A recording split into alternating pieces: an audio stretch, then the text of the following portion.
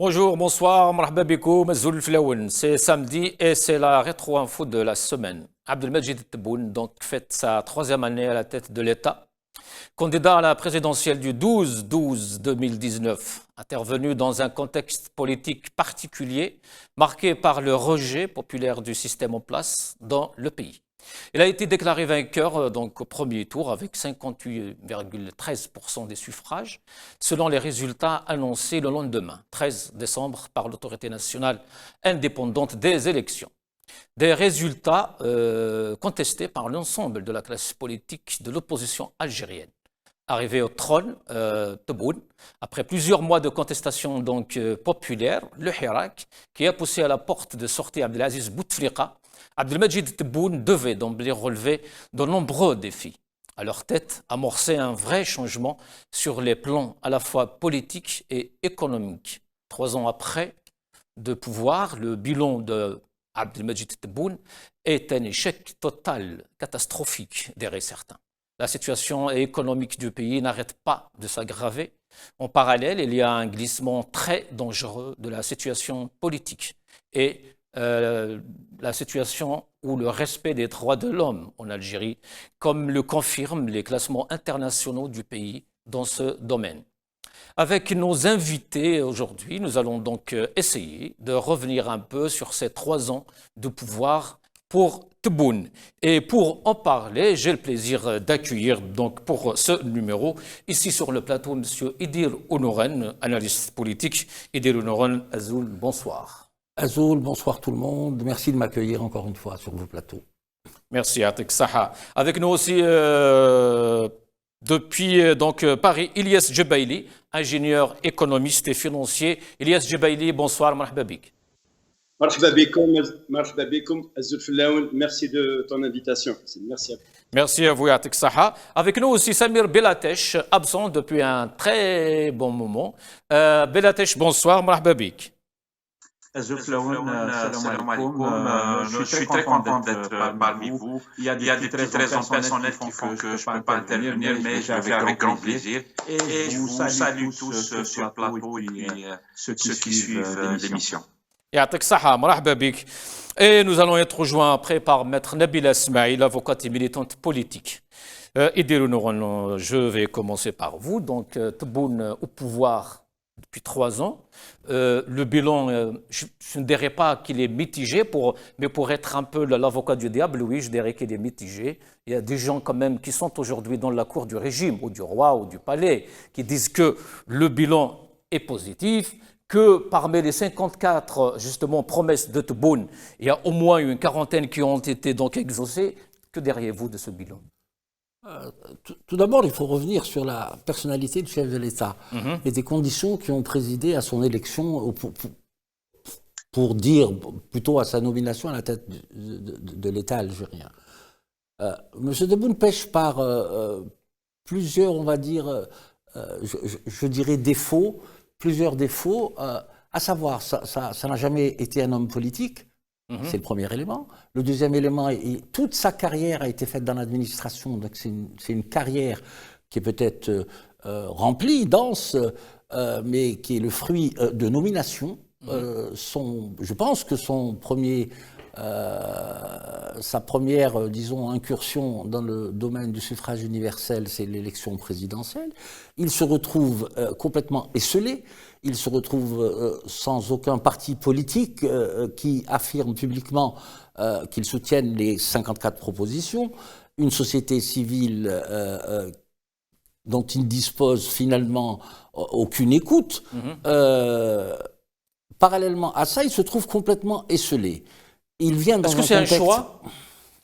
Moi, je pense que c'est le choix de l'état-major et à sa tête feu Gaïd Salah qui a donc misé sur M. Tebboune, espérant, en ayant évidemment la ferme conviction qu'il serait là pour finalement dicter l'ensemble des désirata de l'armée et l'ensemble des axes politiques au niveau de la présidence de la République.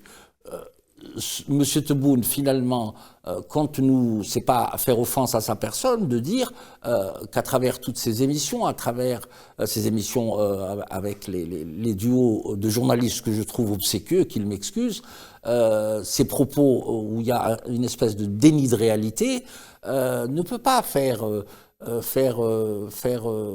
disons, faire front avec le peuple. En plus, son manque de légitimité, si on analyse le scrutin, comment il s'est déroulé, le taux de participation, où c'est une élection qui a été majoritairement boycottée et pour certains rejetée, donc ce manque de légitimité criant, les aspirations du Hirak, qui étaient contre le 5e mandat, vous l'avez dit dans votre introduction, mais qui est devenue une espèce de conscience en disant un état civil, le respect des droits de l'homme et tutti quanti, comme disent les Italiens, finalement, il est opposé. Il n'y a eu aucun signe d'ouverture de la part de l'état-major, parce que c'est lui qui décide. Regardez l'instabilité qu'il y a eu au niveau depuis 2-3 ans, depuis son élection, l'instabilité au niveau de tous les services de sécurité. Rappelez-vous l'instabilité qu'il y a eu au niveau de la DGSN, l'instabilité qu'il y a eu au niveau de la gendarmerie nationale. Ce n'est pas ce que dit Sofiane Djellali, par exemple, avant-hier. Sofiane Djellali, justement, parlons du bilan, et il dit qu'au contraire, avec Tebboune, nous sommes justement en train d'assister à une certaine cohésion au sein des services. Il n'y a pas de cohésion au sein du service, puisqu'on a eu une valse, je dis bien une valse de directeurs au niveau de tous les services, que ce soit la DGSI, que ce soit la DDSE, que ce soit au niveau de la Sûreté de l'Armée, que ce soit au niveau de la DGSN. Rappelez-vous, quand on a pratiquement changé 48 directeurs de Sûreté de Wilaya, en même temps, rappelez-vous, il avait mis un dispositif judiciaire qui était sous l'influence de M. Gaëd Salah, quand il y a eu le vaste mouvement de pratiquement 3000 fonctionnaires, dont des magistrats, dont des présidents de cour, dont des procureurs généraux sur l'ensemble du territoire, ce qui avait pour but, finalement, de mettre dans le dispositif judiciaire des hommes. C'est-à-dire, il n'y a pas de mérite à ce que M. X soit au directeur de la DGSI dans une espèce de méritocratie. Ces nominations sont à la mesure de la serviabilité des gens qui sont nommés par rapport à ce pouvoir incarné, bien évidemment, par l'état-major à l'époque, par Gaëd Salah, et aujourd'hui par M. Chengriha. Sans compter, pour aller un peu plus loin, sans compter sur la situation des droits de l'homme, sans compter sur le bilan économique et financier, sans compter sur la politique industrielle, sur la politique de la santé, mais pour moi c'est un échec total et complet. Véritablement complet. Moi je mets au défi ceux qui encensent ce bilan de nous donner une mesure qui a eu un impact d'abord sur le citoyen, sur son pouvoir d'achat, sur sa sécurité, sur ses loisirs, sur rien, absolument rien. Nous sommes arrivés à des mesures petites, paramétriques, même au niveau économique, on en parlera tout à l'heure, une diplomatie qui a été atone, aphone. C'est toutes ces questions-là. Maintenant, je ne sais pas comment vous allez segmenter l'émission pour qu'on puisse en parler. Merci Samir Bellateche, avec cette excellente plaidoirie de Yidir. Je pense que je vais retirer mon terme mitigé. Donc le bilan est catastrophique pour vous aussi? Oui, absolument. Le bilan il est catastrophique. Et moi je retiens de l'intervention de notre ami Yidir. Je rebondis sur le fait de recontextualiser un peu tout ça. C'est-à-dire que si on devait faire le bilan, à mon avis, si on devait faire le bilan de cette période de pouvoir de Tebboune, je pense qu'il s'agit plutôt de faire ou de tenter de faire un bilan de ce que fait le régime. Parce que ça vient d'être dit en fait, c'est-à-dire que Tebboune, je veux dire, il n'a pas été élu, c'est un président qui a été désigné, il occupe une place où c'est pas tout à fait lui le pouvoir, mais ceux qui l'ont mis là, etc. Donc on a un pouvoir chez nous, et c'est le bilan de ce pouvoir qu'on devrait faire, ou qui correspond un peu à ce qu'on est en train de dire de Tebboune. Ça s'applique pas à Tebboune, puisque lui n'est qu'une façade, pour ne pas dire une marionnette entre les mains de ceux qui décident réellement. Du coup, on doit interpeller le vrai pouvoir et en faire le bilan, et il est catastrophique, et je pense qu'il est même, c'est-à-dire malheureusement, depuis 3 ans, ça c'est depuis le passage en force pour ce qu'ils ont appelé des élections présidentielles, mais juste avant, c'était le Hirak. Depuis à peu près 4 ans, le pouvoir, il nous a montré un petit peu de quoi il était capable. Il nous a montré à quel point la volonté populaire, il n'en tient pas compte. Au contraire, il marche dessus. Situation des droits de l'homme qui s'est aggravée très méchamment. Tous nos amis de l'intérieur du pays, militants des droits de l'homme, etc., observateurs et associations et tout, ils tirent la sonnette d'alarme.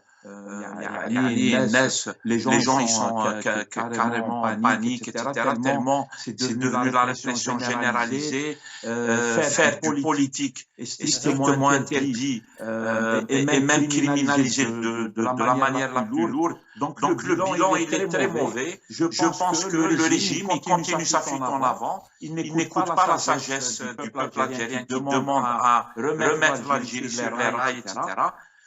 Et nous, on a affaire à des gens, le pouvoir réel, ils nous ont mis Tebboune, mais ça aurait pu être quelqu'un d'autre, on l'a vu pendant la période de celui qu'on voit sur la photo du général Gaïd Salah, c'est-à-dire il l'avait pris, mais il aurait pu prendre quelqu'un d'autre. Ce sont des guerres à l'intérieur du régime, des coups d'État à l'intérieur du régime qui ont ramené Tebboune à la façade, etc.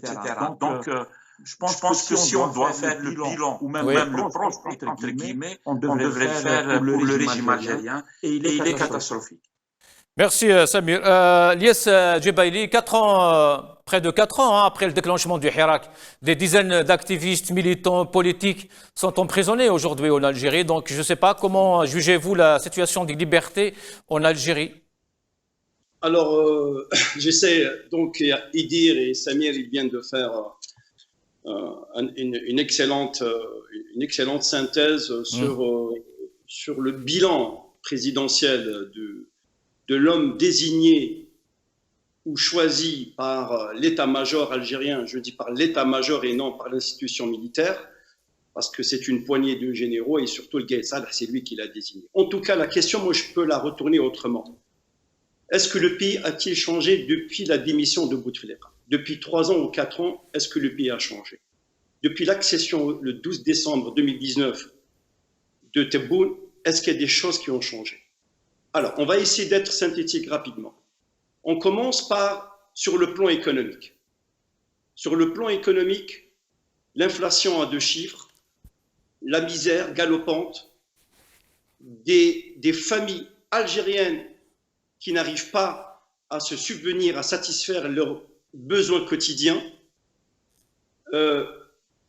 Sur le plan politique, c'est les dépravations de toute liberté fondamentale du peuple algérien, la traque à l'homme, les violences arbitraires, la répression, toutes les libertés sont quasiment anéanties. C'est monsieur qui a théorisé l'Algérie nouvelle, El Jazair El Jadida, c'est monsieur qui a théorisé attention les infiltrations qui veulent déstabiliser l'Algérie. Donc, c'est monsieur qui promet de récupérer de l'argent, c'est monsieur qui est derrière, j'ai récupéré 20 milliards de dollars, c'est-à-dire 2700 milliards de dollars. J'aimerais bien savoir quelles sont ces procédures légales qui ont été mises en place, quels sont les mécanismes opératoires financiers pour dire j'ai récupéré 20 milliards de dollars, 2700 milliards de dinars, parce qu'il considère qu'il y a des pays amis. Peut-être qu'il fait allusion à la France ou à l'Espagne pour récupérer l'argent. Il y a quelques mois, Ilyas Djebaili, il y a quelques mois, le quotidien L'Expression a parlé d'1 million de dollars. Hier, on a vu je ne sais pas, 20 milliards. Il a annoncé, je ne sais pas comment et quand et de quelle manière. Moi, j'essaie d'être pragmatique et en même temps être réaliste. On a 2 pays. On a la Tunisie qui est à côté et on a l'Égypte. La Tunisie, depuis le départ de Ben Ali, aucun euro, aucun dinar tunisien n'a été récupéré par le trésor tunisien. Ouais. L'argent, quand elle part à l'étranger, elle ne revient plus. L'argent, quand il part à l'étranger, ne revient plus. C'est très, très, très compliqué, sauf un pays africain où on a pu récupérer quelques miettes. Il parle de quoi exactement? Il parle d'un hôtel de 5 étoiles. Mais non, nous parlons des milliards de dollars qui ont été dilapidés, qui ont été rapatriés vers l'étranger. Donc c'est ça la question. Maintenant, son bilan, est-ce que c'est un bilan positif ou négatif? Moi, écoutez, je vais dire, il n'est ni mitigé ni rien, c'est un bilan négatif. L'Algérie, elle vit les heures les plus sombres de son histoire, surtout en termes de répression.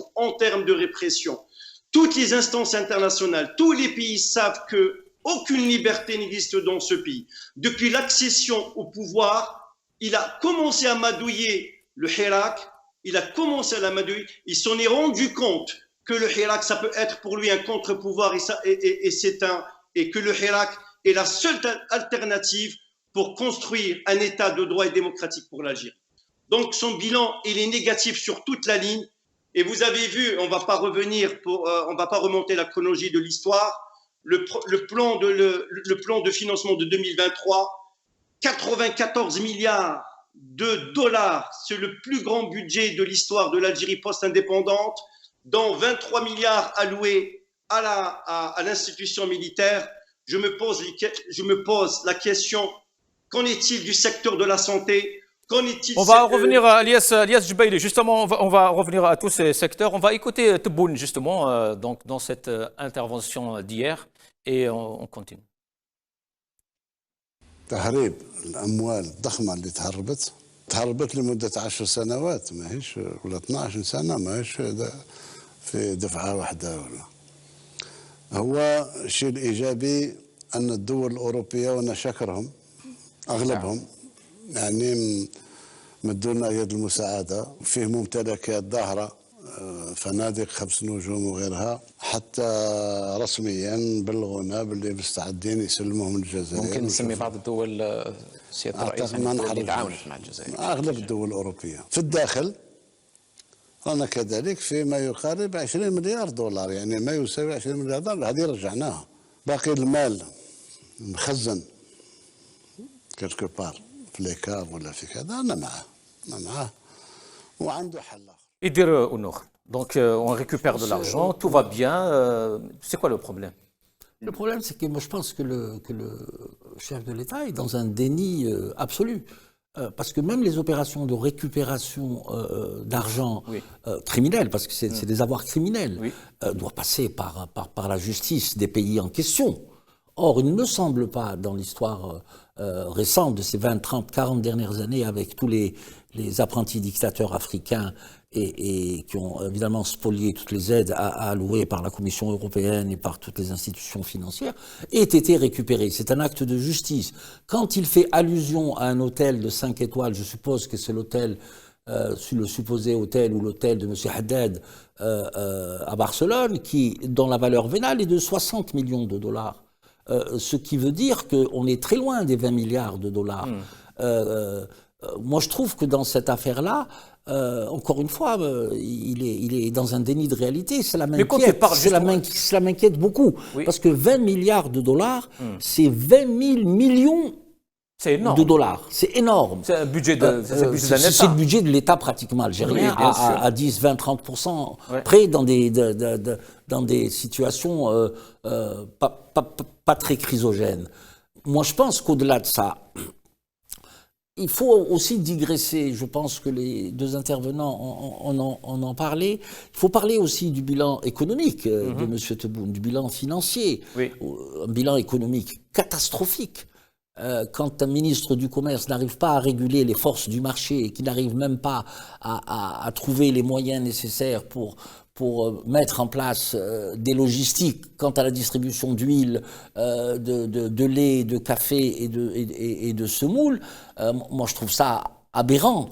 Il y a aussi le côté financier. Comment peut-on expliquer dans notre pays, puisqu'on veut un nouveau départ dans cette pseudo-Algérie nouvelle, que la Cour des comptes ne fasse pas son travail, que la Cour des comptes ne fasse pas l'audit des comptes financiers des principales signatures publiques, à savoir Sonatrach, Sonelgaz, les banques et toutes les grosses entreprises. Il n'y a pas eu de ça. Quand il parle de la lutte contre la corruption, pas dans ce discours-là, mais dans le discours précédent, Je veux bien qu'on parle de la lutte contre la corruption, parce que la corruption menace la sécurité nationale.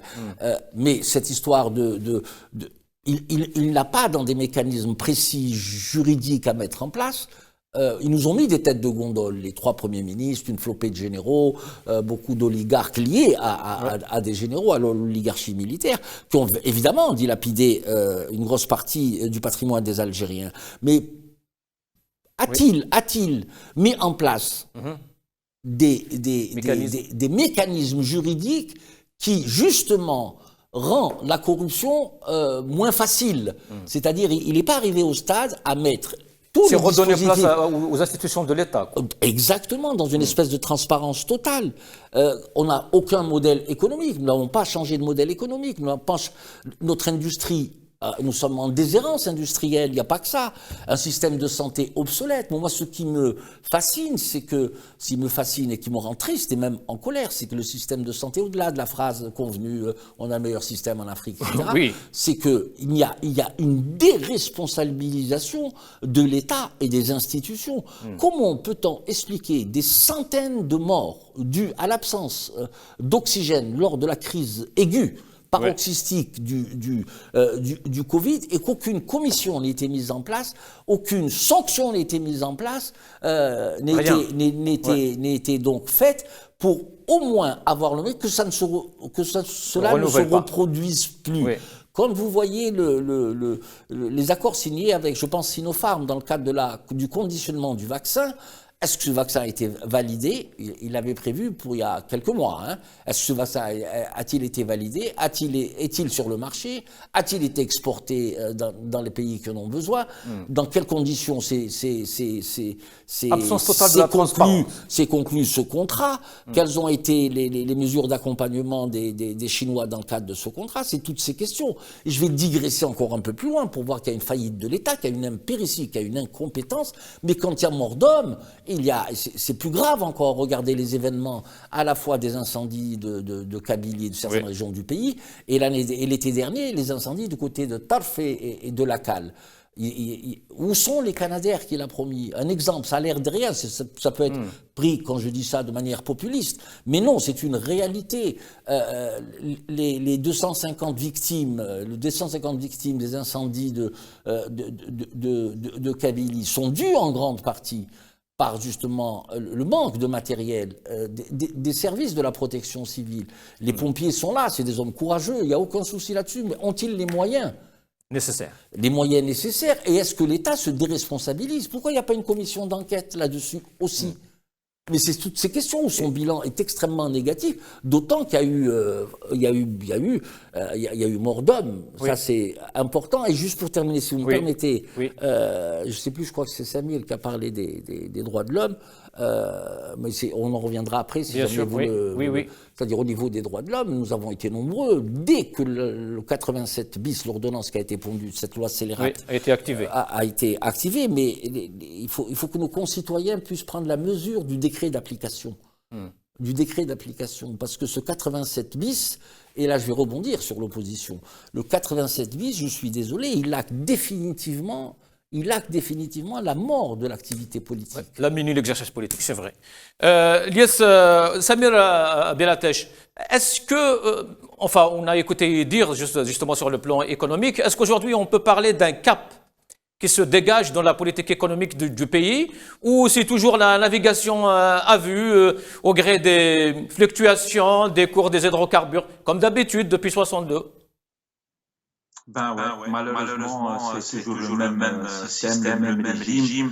Pour reprendre le Tebboune, إزاي أقسم بالله العظيم أن برنامج فخامته jusqu'au bout. Tu vois, ça veut dire que je pense que le régime, c'est ça en fait le grand danger et notre grande difficulté, nous, en tant qu'Algériens qui aspirons à une démocratie, à un pays où il y a la sérénité, où les gens voient l'avenir avec sérénité, etc. Notre malheur, c'est qu'on a affaire à des dirigeants, c'est la fuite en avant. Ils n'ont pas trouvé de solution à une grave crise politique une crise politique qu'on connaît, en fait, on l'appelle crise, mais en réalité, c'est même plus une crise. Ça fait à peu près 60 ans que ça dure, où il n'y a pas de légitimité au pouvoir. Du coup, on a un gros problème de légitimité du pouvoir en place. Et à partir de là, ces gens ne règlent pas les problèmes, et plus on avance, plus ils vont de l'avant, et ils fuient en avant. Malheureusement, ils ne règlent pas les problèmes. Sur le plan économique, il faut demander aux Algériens de l'intérieur. Nous, à l'extérieur, on a des infos, on est en contact permanent avec notre famille, nos amis, etc. Et puis, il y a les rapports aussi sur la situation socio-économique en Algérie. La situation, elle est très grave, bien sûr. Ils ne trouvent pas de solution, ces gens. Tebboune lui-même, Samir Bellatech, hier soir, justement, enfin avant-hier, lors de cette rencontre avec la presse, et il disait clairement ceci, comment gérer un pays là où il y a des gens qui se déplacent avec un jet privé et d'autres qui se lèvent à 5 heures du matin pour aller chercher un sachet de lait. Donc ils sont conscients. Mais comment justement expliquer ce décalage qui est entre la réalité et le discours officiel, Samir? Est-ce qu'ils sont en tête de folie? C'est quoi le souci avec ces gens? Chacun trouvera ses explications. On devrait s'en tenir en principe aux explications politiques. Le reste, on peut être d'accord. Mais moi, je dis qu'ils sont. Ces gens, ils sont fous. Effectivement, ils sont coupés de la réalité. On voit bien que toutes leurs déclarations et les récits qu'ils mettent en place et qu'ils diffusent d'une manière, on voit bien qu'il y a une sorte, comme on dit, une police politique qui gère un récit, qui gère des médias qui doivent dire des choses, etc. Et donc le récit, il est totalement en déconnexion avec la réalité. Et je sais pas, moi, j'ai lu l'autre fois un observateur qui suit la situation algérienne. Il a appelé ça, c'est un peu les villages Potemkin, c'est-à-dire qu'on a créé comme ça quelque chose qui est faux, des façades, et on veut que tout soit beau, il n'y a pas de prisonniers d'opinion, et la croissance économique, elle est de temps, les exportations hydrocarbures se sont élevées à temps, et en fait, la réalité, elle est tout à fait autre. Et il n'y a qu'à être en contact direct avec l'Algérie de l'intérieur, que ce soit sur le système de santé, la recherche de l'université, que tout le reste, l'économie, l'industrie, le commerce, et je vous parle même pas de tout ce qui est nouvelles technologies, etc. La situation, elle est gravissime. Mais chez eux, c'est-à-dire dans leur discours et le récit qu'ils imposent par la force à tout le monde, c'est la belle vie.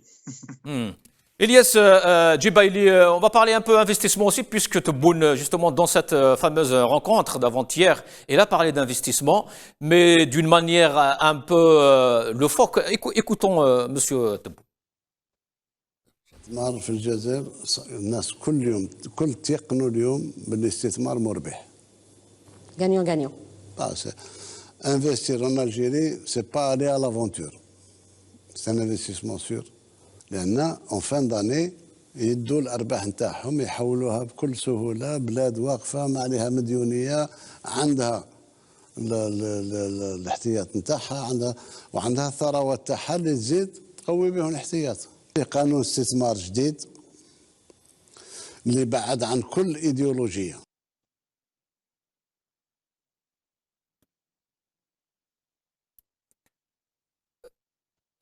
Voilà, on a donc Ilyes Djibaili, bon la régie à chaque fois vous me faites ça. Ilyes Djibaili, donc il parle de l'investissement mais on ne comprend absolument rien. L'investissement. Récemment,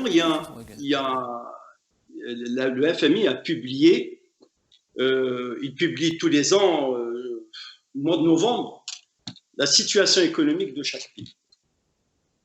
Quand le FMI s'appuie sur 3 critères. 1, c'est la vitesse de la croissance. 2, les réformes économiques. 3, et la valeur de l'investissement.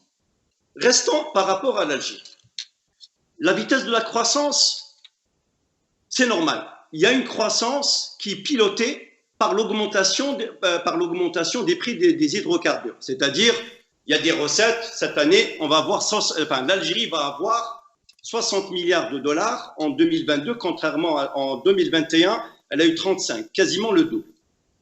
Il n'y a pas de souci. Donc la croissance, elle peut être pilotée par ceci. Mais pour faire progresser sur le plan économique, quelles sont les réformes économiques qui ont été mises en place par Tebboune? Oui, rien. 3. Votre question, Hussein, les investissements en Algérie, la valeur de l'investissement. Il n'y a personne qui investit en Algérie. Mais pourquoi justement? Pourquoi de l'investissement en Algérie, elle ne dépasse pas $1 milliard. Je vous invite à vérifier les sources. Qui investit en Algérie? L'Algérie est un marché déversoir. On vient, on fait des projets, on prend de l'argent et on repart. Les Chinois en Algérie, ils sont en train d'investir. Est-ce que ça fait bénéficier la main-d'œuvre locale? Non. Ils viennent avec leur main-d'œuvre, ils viennent avec leur synergie, avec leur savoir, ils repartent. Monsieur Tebboune. Tebboune parle de gagnant-gagnant. Hein. Lui, il est content justement de ces contrats. Monsieur Tebboune, il souhaiterait construire le plus grand port d'Afrique. $6 milliards. 6 milliards de dollars, ce projet actuellement à l'étude. Mais quand vous construisez le plus grand port d'Afrique, il faut avoir des industries qui suivent. Il faut avoir une politique agricole qui suit. Son ministre des Finances, et pas de l'économie. Il faut savoir, en Algérie, on n'a pas un ministre de l'économie, on a un ministre des Finances.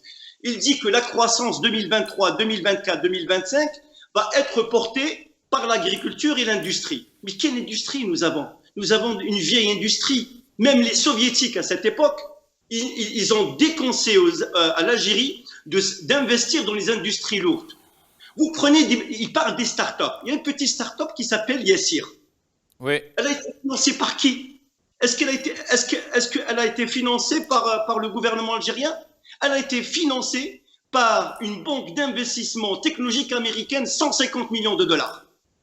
Ils ont mis de l'argent parce qu'ils croyaient à ce projet. Ils parlent de start-up. Est-ce que nous avons des start-up? On nous parle de la voiture. Ils veulent rendre l'Algérie ce qu'on appelle un pays producteur de voitures. Mais on ne produit pas, on assemble les voitures. On ne peut pas atteindre le niveau des Allemands parce que la voiture chez les Allemands est quelque chose de stratégique pour s'imposer qui s'est imposé après la Seconde Guerre mondiale. Donc, qu'est-ce qu'on a? Est-ce qu'on a une agriculture? On n'a pas. On importe tout. On importe les tomates, on importe tout. Qu'est-ce qu'on a? Ils parlent du BTP. Mais le BTP, c'est le vivier de la corruption. Qu'est-ce qui a gangréné les institutions algériennes? C'est la corruption. Et surtout dans le BTP. Les surfacturations. Oui, Ali Haddad. Alors, sur le budget qui a été voté, 94 milliards. On laisse 23 milliards qui est destiné pour l'armée. Oui. Parce que l'armée, c'est elle qui a toujours pris sa plus grosse cote du budget depuis l'indépendance. 23 milliards. On n'a même pas un organe dans le Parlement pour vérifier où est-ce qu'il va cet argent. 23 milliards. C'est notre sujet, Elias. Restez avec nous, c'est notre sujet justement tout de suite. On va parler de la place de cette armée justement, surtout depuis l'arrivée de Tebboune. Idil, vous voulez rajouter quelque chose sur les investissements? Oui. Quand M. Tebboune dit les investissements, en Algérie, c'est un investissement sûr. Il parle probablement des IDE, c'est-à-dire l'investissement des étrangers. Directs des étrangers.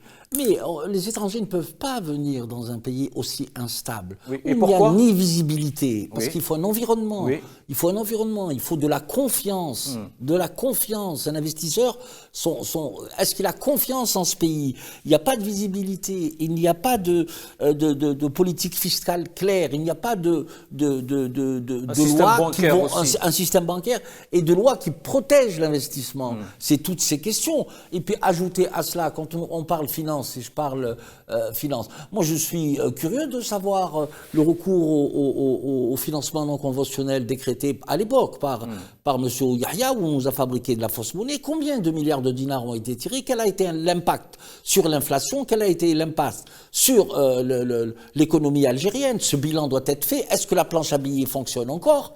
Mais c'est toutes ces questions. Par rapport aux avoirs qui rentrent, M. Debaïli a parlé là à l'instant qu'on va engranger à peu près 60 à 65 milliards ou peut-être 70 milliards de recettes supplémentaires. Est-ce que ces fonds vont être protégés ou est-ce que ce pouvoir animés par évidemment le commandement militaire, ne vont pas nous faire nous faire un bis repetita où nous aurons pratiquement une nouvelle oligarchie. On va nous fabriquer de nouveaux opérateurs économiques travaillant avec certains généraux de l'état-major. C'est toutes ces questions. Quel est l'état de nos finances aujourd'hui? Et cet argent-là, comment peut-il être, disons, pas rendu transparent, mais comment on peut avoir une lecture saine des nouveaux avoirs qui rentrent et quels vont être les mécanismes de répartition. Et pourquoi il n'y a pas un débat en Algérie sur toutes ces questions? Mais à partir du moment où ce pouvoir, non seulement de la 87 bis, non seulement de l'article 30 alinéa 4, je radote et je me sens vieux parce que j'en parle tout le temps, qui fait de l'armée celle qui veille aux intérêts stratégiques et vitaux du pays, sans contrôle démocratique. C'est ça le problème. Le paysage politique est bloqué, les médias n'existent plus, une opposition, je suis au regret de le dire, qui n'est pas très, on va dire, je comprends les contraintes de l'environnement, etc., mais qui ne travaille pas, ne serait-ce qu'à travailler à bâtir les convergences, à bâtir un projet alternatif. Il ne le fait pas. Une diaspora qui est complètement éclatée, où il y a des niches, où il y a des gens qui se rencontrent et qui ne produisent pas un travail sérieux pour essayer de faire pont avec nos amis militants politiques dans le pays, c'est toutes ces questions. Nous sommes vraiment dans une impasse. Justement. Cette stagnation est voulue. Sur tous les plans, sur tous les plans. L'élite, les partis politiques, tout à fait d'accord avec vous. L'université algérienne ne fait absolument rien. Tout à fait. Aucun séminaire n'a été lancé depuis 3 ans. D'abord, et puis ils sont tétanisés par la 87 bis, cette ordonnance scélérate qui fait de tout Algérien qui irait à l'encontre de la doxa du pouvoir un criminel et un terroriste par la force des choses. C'est toutes ces questions. Je pense que. Mais est-ce qu'on peut gérer le pays comme ça, avec cette on ne peut pas gérer.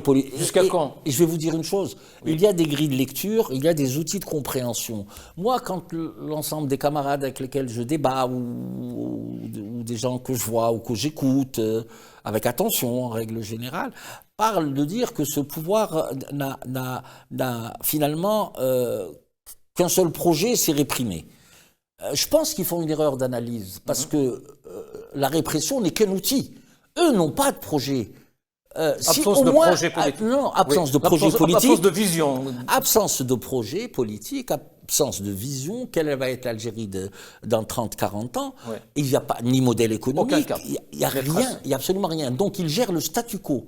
En attendant l'émergence d'un nouvel État profond qui sera au service de cette nouvelle clique qui dirige le pays. On réprime. Ilyes, Samir Belatache, on va regarder cette vidéo et je reviens vers vous. يأتي لقاؤنا هذا أيضا بعد حدث عظيم شهدته بلادنا وهو تنظيم انتخابات المجالس الشعبية البلدية والولاية التي شكلت لبنة أخرى ومحطة هامة للنهوض ببلادنا وإقامة دعائمها المتينة والتي هي ثمرة لرغبة وطموح الجزائريين في التغيير وبناء الجزائر الجديدة التي وضع معالمها السيد رئيس الجمهورية القائد الأعلى للقوات المسلحة وزير الدفاع الوطني. هذا المسار الذي بات يشكل مصدر إزعاج لأعداء الوطن.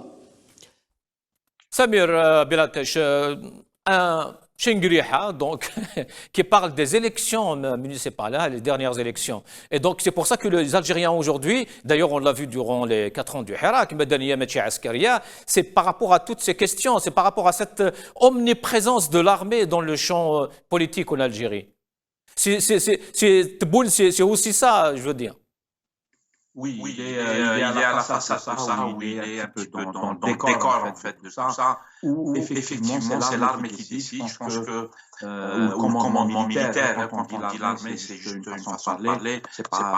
On ne parle pas de toute l'armée, de tous les militaires, du Djoundi, etc. Non, d'un commandement militaire qui fait que dans notre pays, le système politique est géré de cette manière et qui fonctionne de cette manière. certains l'appellent un système militaro-financier, c'est-à-dire c'est une sorte de pouvoir qui sont en lien entre eux. Il y a une partie qui relève du commandement militaire, il y a une autre partie qui relève... Et Macron l'appelle militaro-politique, hein, n'oublions pas. Absolument. Et il a voulu, je pense, qu'il voulait un peu les intimider ou leur faire un peu l'idée, c'est-à-dire un peu les raqueter. Il a sorti la chose que tout le monde sait et que le régime n'assume pas, du moins officiellement, même si je pense que depuis que le peuple algérien est sorti, où ils ont exprimé justement la revendication qui consiste à se libérer du pouvoir militaire et faire que ce soit le peuple qui décide et pas une institution qui est tenue par une poignée de personnes. Samir Bellatech, mais pourquoi cette volonté, justement, pourquoi l'armée a besoin de s'afficher comme ça, de cette manière? On le sait tous les Algériens parlent de ça, de la militarisation du champ politique et de tous les champs d'ailleurs, hein, surtout depuis l'arrivée de Tebboune. À un certain moment, on appelait l'armée la grande muette, c'était ça. Aujourd'hui, l'armée parle de tout, ils sont... Et ben voilà, c'est devenu les bavardes justement, c'est dans le sport, c'est en économie, c'est dans les universités, c'est dans les écoles primaires, partout. Oui, des expositions de peinture d'art, etc. Sont partout. En fait, c'est le régime algérien, en fait, je pense que le Hirak, qui était en même temps, le Hirak, il s'est fait, en même temps qu'il y a des luttes claniques très méchantes à l'intérieur du régime. Donc, il s'est passé des choses qui font que d'un côté, on a le peuple algérien qui est sorti dire qu'on doit rendre au pouvoir politique sa légitimité populaire, etc., c'est-à-dire faire que le système soit réellement démocratique et tout. Et en même temps, le régime, il a été obligé, il s'est retrouvé dans une situation c'est devenu quelque chose puisque tous les Algériens savent et ils sont sortis par millions dire que le régime il est militaire, etc. Je pense qu'il y a d'autres explications aussi, c'est-à-dire probablement la psychologie de ces gens, c'est des gens très brutaux et qui veulent s'imposer à la population par la force et cette façon de s'exposer. Est-ce qu'il y a un rapport avec le slogan justement Dawla Madaniya, Machi Askaria? Est-ce que ce slogan n'a pas fait vibrer les choses justement au sein du système? C'est quand tu as un problème avec ton voisin parce qu'il fait trop de bruit et il tape sur les murs et tout, il vous empêche de vivre. Quand tu vas le voir, tu lui dis un problème, attention, vous dérangez les enfants qui dorment et tout, il dit Darbek.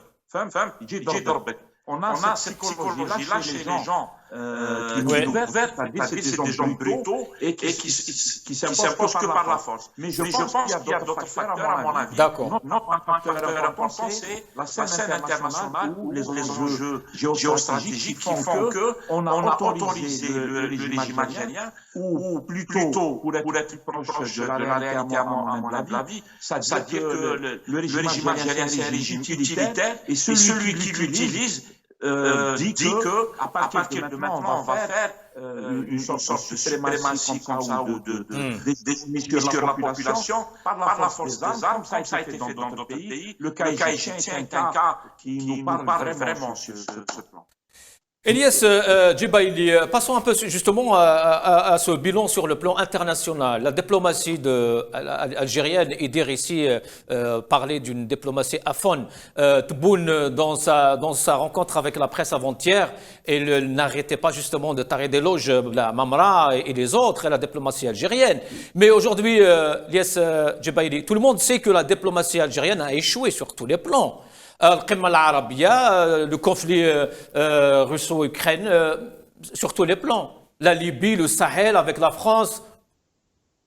Au fait, vous savez, Tebboune, au fait, donc, à l'intérieur, c'est le désert. À l'intérieur, c'est le désert. Parce que c'est un président illégitime, il n'a aucune illégitimité aux yeux du peuple algérien. Forcément, il se tourne vers l'extérieur. En se tournant vers l'extérieur, il cherche une stature internationale. Donc, il essaie de remettre la diplomatie en scène, parce que lui, il l'a toujours dit, enfin, il fait allusion au président Bouteflika, c'était le désert au niveau de la diplomatie internationale de l'Algérie. Donc, il s'appuie sur son globe-trotter qui est l'Armamara. Hein. Alors, qu'est-ce qu'on a? On voit quoi exactement? Al-Qimma al-Arabiya. Ça a été reporté plusieurs fois. Il a envoyé l'Armamara plusieurs fois pour essayer de fédérer certains pays arabes puissants pour qu'ils soient présents lors du sommet. On a vu la défaillance du prince d'Arabie Saoudite. On a vu la défaillance de certains émirs des pays du Golfe. Il s'est avéré apparemment, il y avait pas une négociation, même la présence du président égyptien, elle s'est faite tardivement. Donc il y avait une négociation au moins pour avoir une présence d'un président arabe de grand calibre. Alors, pour moi... Et surtout, Lies, peut-être... Lies, la position de l'Algérie, surtout par rapport à ce conflit justement russe, comment, je ne sais pas, qu'est-ce qu'il faut dire là-dessus? En fait, il faut toujours savoir que l'Algérie, elle a de très bonnes relations, aussi bien avec la Russie qu'avec l'Ukraine. C'est important. Son allié naturel et stratégique, ça reste la Russie. Mais aussi l'Ukraine, elle a de très bonnes relations avec l'Algérie. J'attire votre attention, c'est grâce aux Ukrainiens, aux militaires ukrainiens qui ont alerté les Algériens sur les Sukhoi achetés par les Algériens. Apparemment, c'était le pas scandale, des Sukhoi 27, c'était des Sukhoi qui manquaient certaines fonctionnalités et qui n'étaient pas vraiment des originaux, c'était des copies. Donc, c'est la raison pour laquelle l'Algérie, elle a demandé à la Russie de lui retourner ce matériel. C'était l'équivalent de 7 milliards de dollars. C'est grâce aux Ukrainiens. Il faut savoir que les Ukrainiens, c'est eux qui entretiennent un peu le matériel militaire algérien. Donc la position de l'Algérie, elle est ambiguë. On ne peut pas froisser l'allié historique, la Russie, et aussi bien, on n'a pas le droit, enfin, ils ne veulent pas aussi froisser leur ami ukrainien. Donc, c'est une position ambiguë. Voilà. Concernant le Maroc, on voit très bien, à partir du moment où il y a un rapprochement entre Israël et le Maroc, l'Algérie, Tebboune cherche par tous les moyens de reporter le regard de l'Algérien vers cette coopération. C'est vrai, on comprend, la souveraineté de l'Algérie doit rester inviolable, l'intégrité du territoire, d'accord, mais vous savez très bien, regardez comment il joue sur la variable d'ajustement pour faire une cacophonie à grande échelle. On a vu aussi que l'armée, elle est partout, elle est dans les écoles, elle est la coupe arabe, apparemment il y a même la présence de certains dirigeants militaires à l'université. Oui, absolument, en fait, c'est la militarisation totale de la société algérienne. Merci Lies. Idir Nouron, un mot par rapport à cette présence de l'armée, justement, parce qu'après on va passer à d'autres sujets. Oui, tout à fait. Mais ce qu'il faut retenir dans tout ça, au-delà des éléments qui ont été apportés par M. Belatache et M. Debaïli, c'est que on oublie que la réforme de la Constitution, parce qu'à l'époque, on disait dans ma génération, c'est l'armée qui, de facto, par les faits, qui avait le pouvoir, qui instrumentalisait, qui était là, qui était présente et qui... Le faiseur des rois. Voilà, au-delà des faiseurs de rois qui étaient là. Par contre, là, avec la modification de la Constitution, avec l'article 30, justement, dans son alinéa 4, on est passé d'une armée qui, de facto, par les faits, était patronne du pays. Donc, et ce qu'il y a d'extraordinaire, c'est qu'ils ont pris possession de l'État, maintenant, à travers tout ce qui vient d'être dit, les universités, etc., sans contrôle démocratique. Mais en plus, ils l'ont maintenant de jurer, ce qui veut dire par le droit, parce que c'est inscrit dans la Constitution. Si vous mettez ça dans un cabinet d'avocats en disant voilà, il vous dira non, la loi organique dit ça, donc ils sont dans leur bon droit. C'est pour ça qu'il faut appeler, je pense, à une abrogation de cet article, tout comme la loi de 87 bis. Comparativement à la diplomatie algérienne, il faut reconnaître que elle a été redynamisée un petit peu, mais sans objectif précis. On a joué les petits bras, je veux dire. Quand M. Tebboune dit à la télé il n'y a pas de médiation entre le Maroc et l'Algérie, on sait que le roi Abdallah, des indiscrétions d'un journal, je ne sais plus de quelle origine, de quel pays, disait que il devrait y avoir une rencontre à Genève entre des représentants du Royaume du Maroc et de l'Algérie. Le fait qu'il y ait eu l'annulation des manœuvres militaires entre la Russie et l'Algérie, il y a deux lectures à avoir. C'est soit sur la pression, parce qu'il est relativement, je dirais pas anormal que l'ambassadrice des États-Unis reçoive ou aille demander audience à M. Chingliha, puis ensuite la logique aurait voulu que ce soit M. Lamamra qui l'a. Donc soit sur la pression des USA et de l'Europe, à travers l'Europe, la France. Est-ce que ça veut dire aussi ça participe aussi à une espèce de désescalade entre le Royaume du Maroc et notre pays? C'est toutes ces questions. Liès disait, au niveau du Mali, nous avons encore une voix, puisque il y a eu je dirais pas l'instrumentalisation, mais il y a eu des groupes qui ont appelé le gouvernement, la junte militaire qui est au Mali à revenir aux accords d'Alger. Il y a des choses qui ont été faites, mais moi je trouve qu'il n'y a pas de cohérence, parce que le drame de l'Algérie, et pour moi c'est un drame, c'est que nous avons deux profondeurs. Nous avons la profondeur africaine et la profondeur méditerranéenne. Et nous ne sommes pas présents en Afrique, notre voix n'est plus entendue comme avant, alors qu'elle reposait sur une révolution mythique, que nous avons nous-mêmes mythifiée. Nous n'avons pas beaucoup d'influence, à part sur quelques pays. Et malgré toutes ces visites, justement, on assiste à des visites de présidents, de rois, de dirigeants, de ministres à Alger. On ne voyait pas ça quand même il y a 3 à 4 ans. Moi, ce qui m'interpelle, c'est que le roi Abdallah de Jordanie ne soit pas venu au sommet arabe et qu'il vienne 15 jours après. Ça me paraît pas très cohérent. Ouais. Alors, Tebboune, il a répondu avant-hier à cette question. Il a dit que le monsieur ne m'a pas du tout parlé du Maroc. Oui, non, mais ça ne se passe pas. Ni médiation, ni rien. Généralement, la diplomatie est étanche, c'est un long chemin, il y a des équilibres, elle est guidée par par l'équilibre des intérêts. Quand vous voyez que la plupart des dirigeants, les principaux dirigeants du Conseil consultatif du Golfe ne sont pas venus, alors que ce sont eux qui détiennent les cordons de la bourse, nous n'allons pas faire, avec tout le respect que je dois aux Somaliens, aux Djiboutiens et à d'autres petits pays, c'est pas avec cela qu'on va et les résultats, les résolutions du sommet arabe d'Alger, c'est un échec total. On ne parle plus de la réconciliation palestinienne, on ne parle plus. Qu'est-ce qui a changé par rapport aux masses arabes, ce congrès? Quel a été l'impact? Aucun. Pour moi, je dirais que c'est un échec. D'autres diront que c'est un insuccès, ce que je peux comprendre par ailleurs. Merci Idir. Samir Belatesh, peut-être on passe à la question des droits de l'homme, justement, des libertés en Algérie. Je ne sais pas, qu'est-ce que vous voulez dire là-dessus, Samir Belatesh? La situation est tellement grave. Il y a, à mon avis, tirer la sonnette d'alarme, d'alerter la communauté internationale, même si la question des droits de l'homme sur la scène internationale, on sait aussi qu'elle peut servir à faire pression, etc. Mais on doit informer la communauté internationale, nos concitoyens d'ici à l'étranger, les informer de ce qui se passe en Algérie, parce que la situation, elle est dramatique.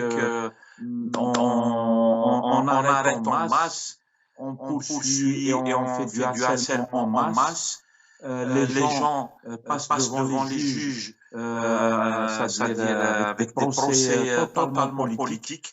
des questions, des fois, moi, perso, quand je suis les comptes rendus des avocats, c'est-à-dire, je suis assisté de voir à quel point on a touché le fond, les juges ou les procureurs, etc., qui posent des questions aux gens qu'on a embarqués pour leurs idées, et on leur pose des questions, mais éminemment politiques, c'est-à-dire qu'est-ce que vous pensez du président, qu'est-ce que vous pensez de tel général, quand vous avez écrit telle phrase sur Facebook, qu'est-ce que vous vouliez dire, c'était quoi vos intentions, etc. En fait, on est dans des procès, mais complètement irréguliers, etc., qui ne respectent pas la loi algérienne, c'est-à-dire les lois algériennes, et qui ne sont pas conformes à la Constitution algérienne, et encore moins aux conventions internationales que l'Algérie a ratifiées et que le gouvernement algérien est obligé de respecter. Du coup, la situation elle est méchante, et il faut tirer la sonnette d'alarme, et que chacun, dans son coin, militant des droits de l'homme, militant associatif, fasse ce qu'il peut faire, notamment en termes d'information, pour qu'on ne laisse pas faire les choses à huis clos. Il ne faut pas que ça se passe à huis clos. On fera le nécessaire pour que ça ne se passe pas comme on dit en arabe. Et voilà, c'est tout ce que moi je peux dire en tant que militant de base sur la question des droits de l'homme. Ilyes Djibaili, j'ai vu un commentaire d'un avocat justement sur Facebook il y a 2-3 jours qui disait que l'exercice politique a été interdit sur la scène publique, mais il est exercé aujourd'hui dans les tribunaux en Algérie et dans les prisons. C'est une belle phrase, mais c'est triste aussi, c'est dangereux. Au fait, moi, ce que personnellement, pas personnellement, le peuple algérien, ce qu'il garde, c'est que Tebboune, c'est lui qui a durci par ordonnance la législation antiterroriste. C'est lui qui a élargi la définition du crime du terrorisme.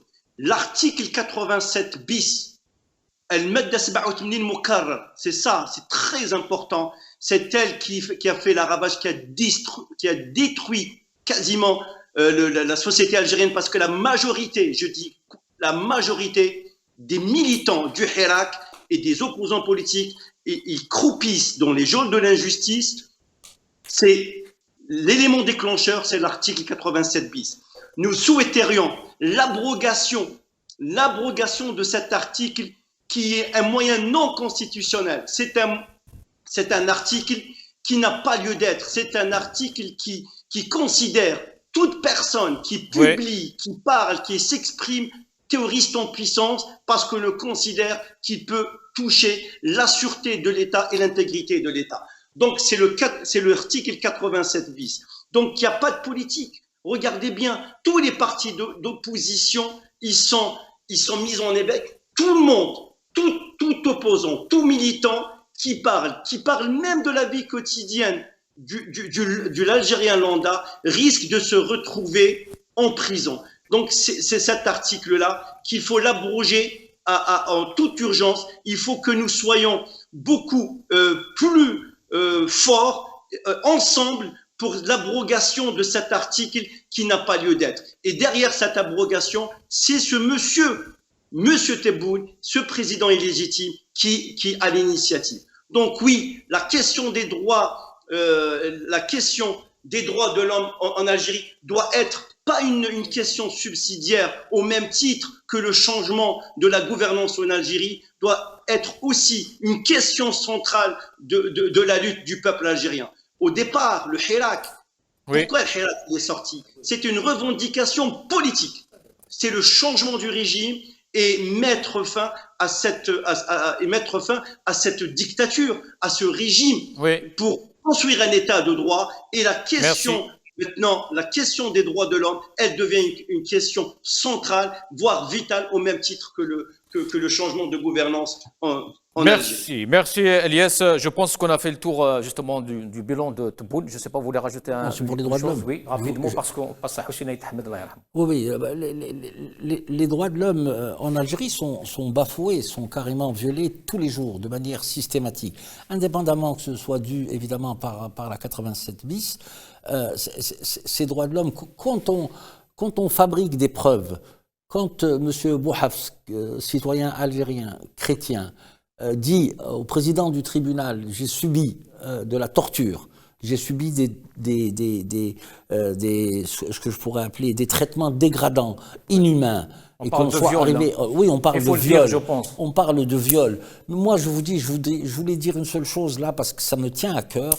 Je le dis de manière très posée. Tous les militants qui ont été condamnés, des militants d'origine de Kabylie, n'ont pas eu beaucoup de soutien des autres citoyens algériens. Je crois que c'est une petite blessure, encore une fois, au Khawa-Khawa. Ces citoyens algériens qui ont été enfermés, embastillés, pour certains humiliés, pour certains jugés et sortis avec des fabriques de preuves. Moi, je trouve qu'il n'y a pas eu beaucoup de solidarité concernant ces détenus. À travers ça, politiquement, il me semble. Il y a les détenus d'Annaba aussi, qui sont nombreux aussi. Oui, Annaba aussi.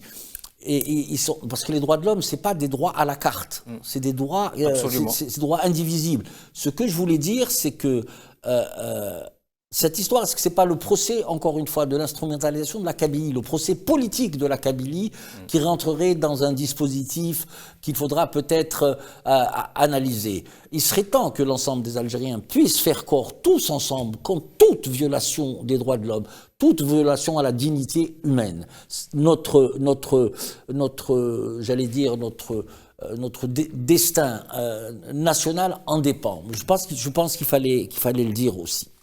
Merci Yidir. C'est donc le 23 décembre 2015. Hussein Ait Ahmed, comme il l'a dit lui-même dans une vidéo, je suis l'un des premiers maquisards de l'Algérie. Donc, nous a quittés aujourd'hui. Nous allons quand même lui consacrer quelques minutes. Commençons d'abord par regarder cette vidéo. حقا الجزائر حصلت على استقلالها وإنما ما شيدتش الدولة المنتظرة، الدولة التي وعدنا بها الشعب الجزائر أول نوفمبر 54 عندما نادينا الشعب للكفاح التحريري ووضحنا الأهداف ألا وهي تأسيس جمهورية ديمقراطية اجتماعية في إطار احترام مبادئ الإسلام. ولكن ظهر بعد 40 سنة أن لم تكن في الجزائر دولة، وإنما هناك زمرة من الجنرالات العسكريين والمخابرات هما اللي ماسكين زمام الأمور في الخفاء بدون ما يأخذوا مسؤوليات، بدون ما يعطوا حساب، ويستعملون المدنيين ومؤسسات مدنية كظاهرة لا قيمة لها، لأن أصحاب القرار هم العسكريين. فالغلطة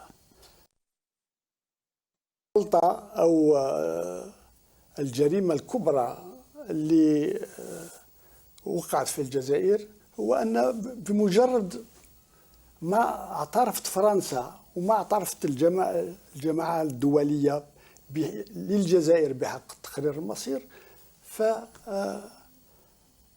فزمرة من الجيش وبعض الشخصيات استحوذوا. Samir Belatesh, Hussein Ait Ahmed, Allah yarhamou, 70 ans de militantisme. Il a connu la prison, il a connu l'exil, il a connu la torture, justement lui aussi. Allah yarhamou, yarham tous les martyrs de l'Algérie, justement, indépendante. La question oui, Samir. Hussein Ait Ahmed, Allah yarhamou, il y a beaucoup de choses à dire. Je pense qu'on aurait voulu ou aimé assister à des émissions complètes qui nous sont dédiées, notamment du point de vue historique, etc. Puisque Hussein Ait Ahmed est un monument de notre histoire. C'est moi mon avis, moi je le vis comme ça. C'est un monument de notre histoire qui a marqué l'histoire avant l'indépendance, c'est-à-dire il était dans le mouvement national et on connaît un petit peu comment ça s'est passé jusqu'à la guerre de libération et à l'indépendance. Ensuite, à mon avis, c'est aussi un monument de l'histoire, puisque à partir de l'indépendance en 62, il a quand même été parmi les gens qui ont milité en Algérie pour la démocratie, la reconnaissance du pouvoir du peuple, le respect des droits de l'homme, qui était un sujet très important à une période où ce n'était pas tout à fait le sujet du monde. Il a été aussi traité de traître par la télévision algérienne, par les dirigeants justement de l'époque. Et hier, nous avons vu justement sur la page Facebook de l'UNTV, donc et sur l'UNTV aussi, qu'un hommage lui a été rendu à Alger. Comment on qualifie justement ces deux positions? Bon, tant mieux, hein. Le régime algérien, il a toujours fonctionné comme ça, c'est comme ça en fait. C'est une dictature pure et dure, la pire espèce en fait. On sait ce qu'il avait dit de l'assassinat de Ben Laden, qu'il était mort au champ d'honneur, et on sait ce qui a été fait des corps de Miroche et Sikouslam qui ont été cachés dans des boîtes à la gendarmerie nationale, il me semble, à Alger ou au ministère de la Défense. Donc le régime algérien, il y a la dictature. En fait, c'est sans foi ni loi, et on peut voir ça. Ils ont insulté de la pire façon, comme ils avaient insulté le Bourgaïa il n'y a pas longtemps, comme ils ont traité de traîtres des grandes personnalités du mouvement national, etc. Donc le régime algérien, il est comme ça, et c'est pas important en fait, parce que l'UNTV, l'agence presse officielle et tout, c'est un petit des services qui leur donnent des ordres, et ça donne. Merci. Lies Djibaili, regardons cette vidéo justement. Bonaventure a fait une petite insinuation justement à la rencontre de Saint-Égidio. 1992 الرئيس الشاذلي رحمه الله استقال. المجلس الوطني تحل. الإرهاب شعل. وصلت حتى كنيسة سانت-إيجيديو جمعت مسؤولين كبار باش تلقي بيناتهم. من بعد الروح الوطنية تغلبت. الشعب ناض قال بركانة تفاهموا في بعضكم بعض وداروا مسيرات نتاع النساء ونتاع كذا ونتاع كذا وحلينا مشكلنا وحدنا. كل الناس كانت تغذي في الجزائر ذاك الوقت بالسلاح الإرهاب. وممنوع الجيش يبيع له بندقية. والطيارات نتاعهم ما تجيش. ولكن تغلبنا والحمد لله. خلاصة أن بدون روح وطنية عالية جدا ما النزاعات مثل النزاع اللي موجود حاليا في الشقيقة ليبيا يصعب الحل تاعها. بالحديث عن ليبيا نتحدث. Lies Djibaili, donc voilà, les pays, les États étrangers ne voulaient même pas vendre des armes pour justement l'Algérie, mais par contre il y avait le sentiment du patriotisme. Mais à l'époque, Aït Ahmed et ses amis ont été traités justement pareil, de traîtres. Vous savez, on a assassiné Ben Ramdan, il est tombé au champ d'honneur. On a liquidé Abbas Agharour, on a dit que c'était un règlement de compte entre militants. On a fait plein de choses, hein, ce régime. On voulait ternir l'image de Hossein Aït Ahmed Hamrabi. Moi, je vais dire, il restera un immense homme, un homme de conviction, un homme de principe, un homme de valeurs démocratiques, qui avait une vision pour démocratiser l'Algérie. Moi, je garde 3 cultes de ces déclarations. Le droit d'avoir des droits. 2, nous avons réussi à libérer le pays, mais nous n'avons pas réussi à libérer le peuple. Oui, la 3e déclaration, oui, ce pouvoir a mené depuis 50 ans une politique de déculturation, de dépolitisation et de déstabilisation mentale des Algériens et des Algériennes. Quasiment dépolitiser, déculturer les Algériennes et les Algériens. C'est cet homme-là qui n'est plus de ce monde, qui n'est plus de ce monde. Il aurait pu avoir tout, mais il avait des principes et des convictions. Et quand on a des principes et des convictions, il y en a peu dans ce monde qui ont des convictions et des principes à l'image de M. Hossein Aït Ahmed. C'est un grand homme, c'est un maquisard, c'est un grand révolutionnaire. Son nom est inscrit dans le marbre de l'histoire algérienne. Il n'attend pas que ce régime vienne ternir ou noircir son image. Il restera l'homme, ses œuvres, son travail, sa conviction, comment libérer ce pays, comment établir un état de droit pour tous les Algériens et toutes les Algériennes, c'est émanant de cet homme. Voilà. Merci Elias Djubaili. Écoutons encore une fois Aït Ahmed, je reviens vers vous, Idi. Vous pas. Ben oui, c'est le général, comment il s'appelle, Nizar. Il s'était étonné que je n'ai pas accepté d'être chef de l'État. Il tombait des nues. Il pensait que, comment refuser d'être honoré. Mais je vais être comme ça. Je vais avaliser toutes leurs décisions, toutes leurs politiques, tous leurs massacres, tous les effets de destruction et de déshonneur de notre pays. Comment voulez-vous que...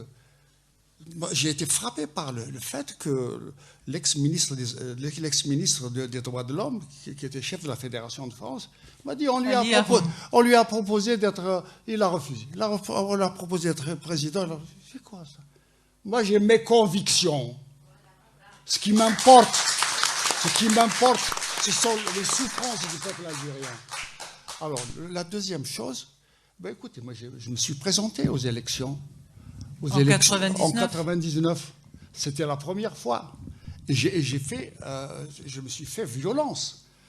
Le général Zeroual, qui était à ce moment-là à la présidence, m'a envoyé une délégation en me disant, voilà, moi je démissionne parce que ça ne va pas, je ne fais pas ce que je veux, je démissionne. Mais j'aimerais bien que vous participiez. Sans votre participation, il n'y aura pas disons, les gens n'auront pas de confiance dans ces élections. J'ai dit, mais quelle garantie vous me donnez? Il a dit, vous venez ici et puis on discute. J'arrive là-bas. Je lui dis, écoutez, il m'a dit, mais quelles sont vos garanties? Je lui ai dit, écoutez, vous êtes là depuis 45 ans. Et vous nous donnez 15 jours pour faire la campagne électorale. Je ne m'étais pas présenté. Mais la campagne électorale, 15 jours dans un pays 4 fois. Voilà, donc c'était Hossein Aït Ahmed, Allah yarhamou. Donc il était opposant Idirou Nouron jusqu'au dernier jour, quoi. Même sur sa tombe, il a dit ne laissez pas ces gens venir justement se recueillir sur ma tombe. Tout à fait. Même lors de l'organisation. Son dernier testament. Oui, et l'organisation de son retour a été magistralement orchestrée par son cabinet, par son propre cabinet. On a mis toutes les autorités à distance avec des espèces de cordons sanitaires autour de son cercueil. Quoi dire de Hossein Aït Ahmed, c'était un homme de conviction, c'était un homme de projet. Ça n'a jamais été un homme d'ambition, pour preuve dans le dernier VTR que vous avez fait passer, il disait que je ne pouvais pas aller à l'encontre de ses convictions. Quelqu'un qui a rédigé un document extraordinaire que beaucoup d'Algériens devraient lire, c'est le rapport de Zeddine, il avait à peine 23 ans. C'est un document que l'ensemble de la jeunesse algérienne devrait lire. C'est en 47 Non, 40, avant, oui, dans ces eaux-là. Oui, 46, 47, voilà, oui. Tout à fait. Il y avait aussi... âgé de 17 ans à l'époque. Non, il avait 21 ou 22 ans. 21 ou 22 ans. Au-delà de ça, son livre qui est un pavé, je crois que ça a été son sujet de thèse, l'afrofascisme aussi. Oui, c'est ça. Il faut se remémorer que tous les slogans du Hirak, ou la majorité des slogans du Hirak, sort de sa matrice. Les droits de l'homme, le pouvoir constituant, la démocratie, les libertés. L'état civil, ça a été le sacerdoce de Hossein Aït Ahmed. C'est pour ça que je répète, c'est l'un des rares hommes politiques algériens qui n'était pas un homme d'ambition, mais c'était un homme de projet pour le pays. Et je suis intimement convaincu que s'il avait s'il avait vécu le Hirak, le pouvoir aurait été, soit il serait tombé, soit il aurait été obligé de composer avec des personnalités aussi charismatiques que Hossein Aït. Quelles sont les leçons justement que le militant algérien aujourd'hui, le jeune militant algérien, enfin, malheureusement, il est peut-être en prison, ou alors à l'extérieur, peut-être il est à Paris, peut-être il est à Montréal. Il y a énormément de jeunes, justement, qui militent aujourd'hui pour une Algérie meilleure, une Algérie nouvelle, mais la vraie. Quelles sont les leçons qu'il faut retenir, justement, des personnalités comme Hossein Aït Ahmed, Allah yarhamou? Vous savez, il y en a d'autres, il n'y a pas que M. Hossein Aït Ahmed, il y en a beaucoup, c'était une matrice.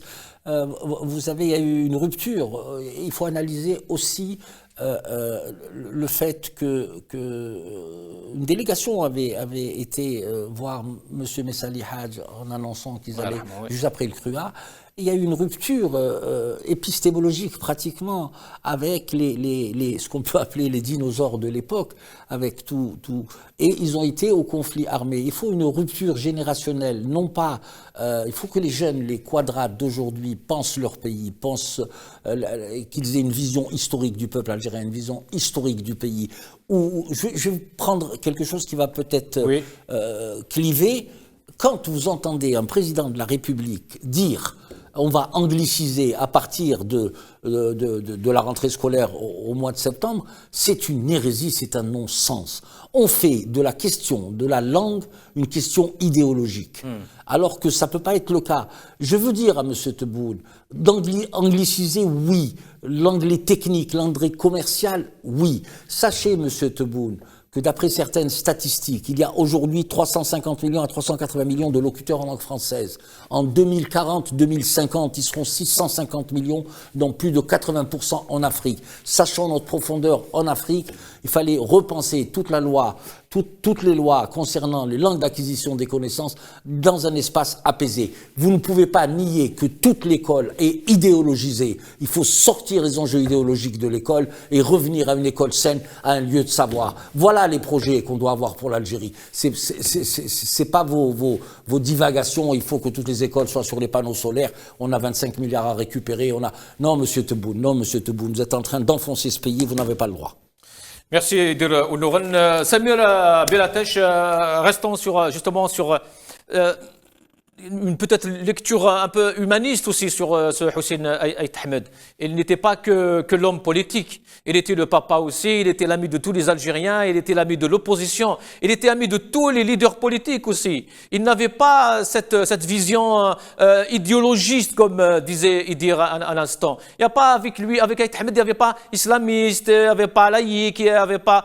Il était l'ami de tout le monde parce que, justement, son amour pour l'Algérie, il était plus grand que toute autre considération. Absolument, en fait. C'est ce qui fait de lui un personnage de notre histoire qui est énorme. Je pense qu'on en fait de moins en moins, malheureusement, des gens qui ont cette stature-là un peu à la façon de Ahmed. Il y en avait d'autres. On ne va pas l'été, mais Aït Ahmed quand même, c'est vrai, il avait un peu comme je vous dis, il avait une vision quand même, c'est le genre qui savait positionner un petit peu les problématiques dans une vision historique, il n'avait pas une vue très courte, etc., comme le rappelait aussi Idir, c'est quelqu'un qui a des principes, il les a respectés scrupuleusement, pardon, excusez-moi. Et du coup, c'est rare. Les politiciens, malheureusement, la politique, c'est ce qui fait que beaucoup de gens ils te disent que la politique, c'est pas bien, c'est que des voleurs, c'est que des menteurs. Quelqu'un comme Aït Ahmed, il a fait de la politique. C'est-à-dire au sens terre à terre, il a géré un parti, il a géré des conjonctures, des élections, mais à mon avis, il n'a jamais dévié de choses qui relèvent des principes. Il est resté fidèle. Pas fait en fait, notamment dans les années 90. Ils étaient des militants de droite, non pas ils ont soutenu la police politique qui exécutait des gens. Du coup, c'est des gens qui n'ont pas respecté les principes, ce que Ahmed a strictement comme ça respecté. Moi, ça m'a toujours inspiré, on va dire, moi je considère comme un exemple à suivre sur ce genre de choses. Samir, il a vu le courage politique aussi, il disait les choses, Hossein Ait Ahmed. C'était lui qui a dit à Khaled Nzar, ici à Paris d'ailleurs, hein, et dit, Monsieur Nzar, il y a un fleuve de sang entre nous deux.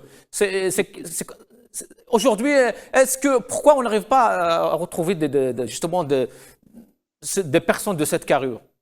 Je ne sais pas pourquoi. Je pense que la conjoncture, l'histoire très récente de notre pays a fait que la police politique a fait un ravage de la scène politique algérienne et j'en passe des meilleurs. Je ne te parle même pas de ceux qui ont été exécutés alors qu'ils auraient pu jouer des rôles éminemment politiques et tout. Non, Ahmed, il a été à la hauteur, il l'a montré à différentes étapes de notre histoire, avant indépendance et après indépendance. Il a été réglo, l'histoire le retient, et comme on dit toujours, l'histoire n'a pas de hajj. C'est-à-dire quand tu as failli à ta mission, à tes responsabilités, ou à certains principes, tu les as foulés aux pieds, l'histoire n'a pas de hajj, elle le retient comme tel, et voilà ce qu'elle a retenu. On est là pour en parler.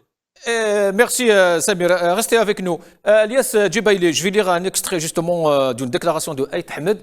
Notre réponse a toujours été claire. Il existe une voie algérienne vers la libération de la dictature, comme il existe une voie algérienne pour la libération du colonialisme. Et si la voie pacifique a échoué à libérer l'Algérie de la colonisation française pour laisser la place à la lutte armée, la voie de la violence a échoué à libérer l'Algérie de la dictature, du sous-développement et des menaces extérieures et doit laisser place à la lutte politique, au sens le plus sérieux du terme. C'est d'abord la voie de la violence du régime qui a échoué, la violence de la prise du pouvoir par la force, la violence de la répression des libertés, la violence de la dépossession du peuple algérien de son droit à l'auto-organisation, la violence de l'exclusion politique et donc économique et culturelle. En fait, il faut savoir que Ait Ahmed, depuis 1947, c'est lui qui a conduit l'organisation secrète pour trancher l'action armée. C'est lui aussi qui est rentré en rébellion contre l'autorité coloniale, et je dirais même aussi sous la direction de Moussa El-Hajj, parce qu'il faut savoir que Hossein Ait Ahmed Al-Hamarbi était un légaliste. Oui. C'est ça. Et c'est le 1er novembre, qu'on le veuille ou pas, le 1er novembre, c'est l'enfant de l'organisation spéciale aussi. Et qui derrière l'organisation spéciale, il y a toujours l'ombre de Hossein Ait Ahmed. Hossein Ait Ahmed, il est partout, il est polyvalent, il est complet sur toute la ligne depuis 1947. C'est-à-dire celui qui a prononcé le discours à Bandung en 1955. Oui, absolument. Tout à fait. Avec Mohamed Yazid. Absolument. Oui. Derrière le hold-up de la poste à Oran, il est partout. Il était dans le combat contre le colonialisme. Elias Ait Ahmed, c'est le FFS aussi, vous l'avez oublié, je pense. Oui, tout à fait. Alors, est-ce qu'on peut parler du FFS aujourd'hui ou on n'a pas le droit? Justement, Ait Ahmed, c'est lui qui a mis en place. Enfin, le FFS, c'est quoi? C'est le premier parti démocratique d'opposition le concepteur, ou le metteur en scène, c'est aussi Ait Ahmed. C'est lui qui voulait démocratiser la société algérienne. Il voulait pas démocratiser aussi la Kabylie ou ceci. Non, il était en dehors de. Il a toujours parlé du peuple algérien. C'est tout. Redonner la voix au peuple algérien. Tout à fait, c'est un fédérateur complet. C'est le terme, oui. En fait, il parlait à tout le monde. Il parlait aux islamistes, il parlait aux laïcards, il parlait à tout le monde. C'est ça, Hossein Ait Ahmed. C'est un charisme naturel. Oui. Il a son propre charisme qui s'impose. Surtout, voilà, c'est ça, Hossein Ait Ahmed. Et puis, est-ce que nous avons le droit, je dirais, de rêver justement d'avoir un autre Ait Ahmed, d'autres Ait Ahmed avec S à la fin? Moi, vous savez, une fois j'ai pris la parole, à la place de la République, on parlait avec des portraits, des personnes qui portaient des portraits de Abben Ramda Yarhamou. Je leur ai dit, Ben Ramadan, c'était un avant-gardiste. Il avait 60 ans, je veux dire, d'avance par rapport aux autres. Parce que certes, c'est un politicien, mais à la base, c'est un rationnel, c'est un cartésien, c'est un mathématicien. C'est quelqu'un qui avait une certaine intelligence. C'est vrai, nous parlons de ces hommes qui ont fait de l'Algérie, mais aussi, maintenant, ils ont laissé leurs œuvres. Les hommes partent, mais les œuvres restent. Et c'est à nous aussi de trouver des forces vives et de continuer un combat, c'est ça. Oui. Je veux dire, il ne faut pas que le combat de Hossein Aït Ahmed reste sans fin, c'est ça. Son combat, c'est pour démocratiser parce qu'il a compris l'équation algérienne. Il a compris après l'indépendance, après la confiscation du pouvoir par le clan de Oujda, il a compris l'équation. Il a refusé la présidence. Il comprend les rouages et mécanismes de ce pouvoir. Pour moi, c'est l'un des régimes les plus durs au monde. Merci. Quasiment. C'est opaque, on ne sait pas ce qui se passe. On nous dit que Tebboune, il est appuyé par un clan X, par un clan Y. Je suis désolé. Qu'on le veuille ou pas, Tebboune il est arrivé à faire consensus au sein de l'institution militaire. Peut-être il a été désigné par un clan piloté par Gaïd Salah. Peut-être il y avait un autre clan qui ne voulait pas. Mais quand même, regardez. D'ailleurs, Lies Gaïd Salah aussi est décédé un certain 23 décembre, comme Aït Ahmed aussi, en 2019. Allah yarhamhum ga. Et dire donc un mot par rapport justement à ce travail collectif, comme disait Lies, entre Algériens, dont Aït Ahmed rêvait depuis toujours. Et il aimait beaucoup voir d'ailleurs les Algériens, comme je sais pas, c'est les anciens qui racontent, hein, quand ils voyaient un Algérien de l'Est, un Algérien de l'Ouest, un Kabyle et tout, autour d'un café, c'était son rêve. Oui, c'est ça l'Algérie pour laquelle nous avons... Ouais, il avait une vision historique du pays. Oui. Et en plus, son parcours de militant très jeune hein, au lycée de Ben Aknoun, le rapport Zeddin, son opposition, les jeunes concitoyens qui sont en train de nous regarder doivent comprendre qu'il y a eu un parti national. Oui, qu'il y a eu un accord entre M. Ben Bella et M. Aït Ahmed pour faire entrer 85 à Londres, oui. Le pays en démocratie où il y avait où le parti FFS serait agréé. Donc on a raté cette marche et puis ça renvoie ensuite à la violence qui s'en est suivie avec les coups d'État, etc., etc.